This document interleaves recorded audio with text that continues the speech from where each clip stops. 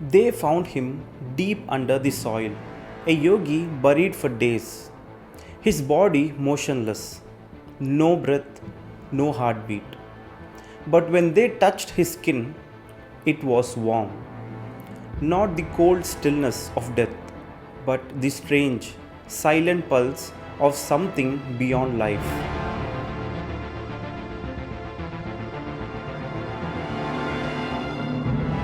Stay with me till the end of this video, because what you're about to hear defies everything we know about the human body.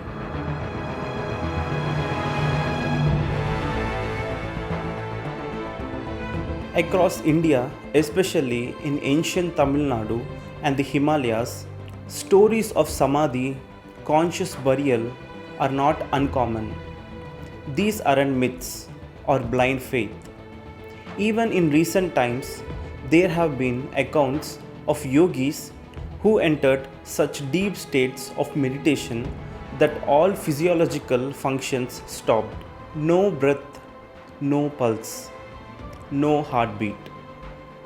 Yet their body did not decay. And sometimes, even days later, it remained warm to the touch. How is that possible?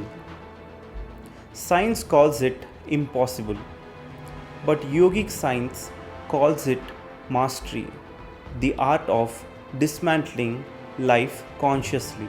Sadhguru once explained that what we call life is not just physical, it's pranic. Your heart beating, your lungs breathing, these are effects, not the cause. The real cause is the flow of prana, the fundamental life energy. When a yogi learns to regulate this prana consciously, he can reduce its flow to near zero, just like dimming a lamp until it's barely visible, but not extinguished. So, when such a being sits in deep samadhi, it appears as though he is dead. But the lamp of life, though faint, still burns. That's why the body remains warm, untouched by decay. There are many levels of samadhi: savikalpa, nirvikalpa, and the ultimate mahasamadhi. In mahasamadhi, the yogi doesn't die as we understand it. He exits the body with full awareness. Sadhguru says when a being leaves the body in full awareness, the body will not rot for days, because the energy that held it together leaves in a measured, graceful way. That's why certain yogis, after attaining Mahasamadhi, are buried sitting upright, their bodies warm, sometimes fragrant, for several days or even weeks. It's not magic, it's the ultimate expression of yogic mastery, the conscious closure of the human mechanism. The subtle fire that holds the body together, the yogic texts call this inner warmth, Agni Tattva, the fire element. As long as this fire remains, the body stays intact. For most people, this fire dissipates chaotically at the time of death, leading to immediate cooling and decay. But for the one who has lived consciously, this fire is withdrawn slowly, element by element: earth, water, fire, air, and ether. The yogi doesn't fall apart, he dissolves. When his body is buried soon after, that retained Agni Tattva keeps it warm, sometimes for days. It's not that he is alive in the usual sense, but neither he is dead in the ordinary way. He is simply transcended both.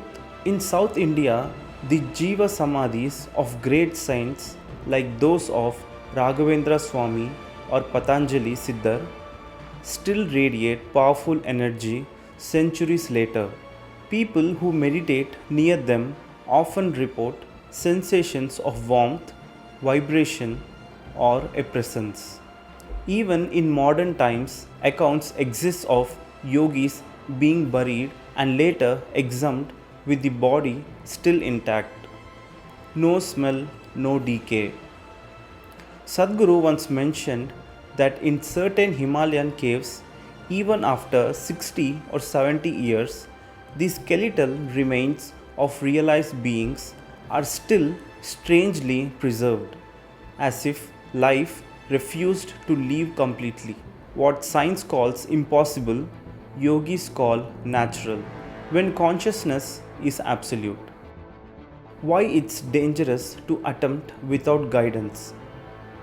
But here's a warning. This isn't something to romanticize or experiment with.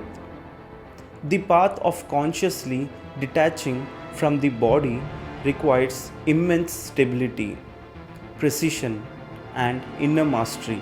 If attempted without the necessary preparation, it can lead to madness, paralysis, or sudden death. That's why such practices were reserved only for realized beings who had transcended physical identity completely.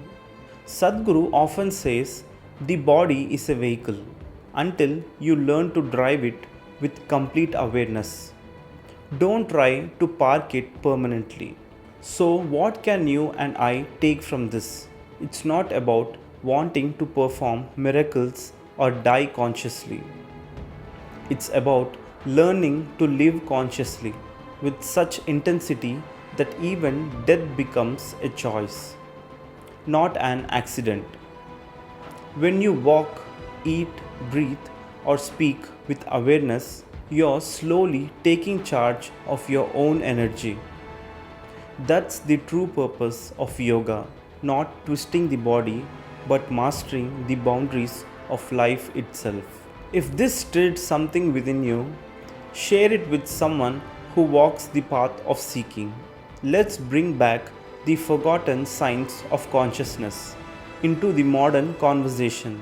And if you like to explore more of such hidden dimensions of yogic wisdom, subscribe, like, and share this video, because every week we dive deeper into the unseen, the unexplained.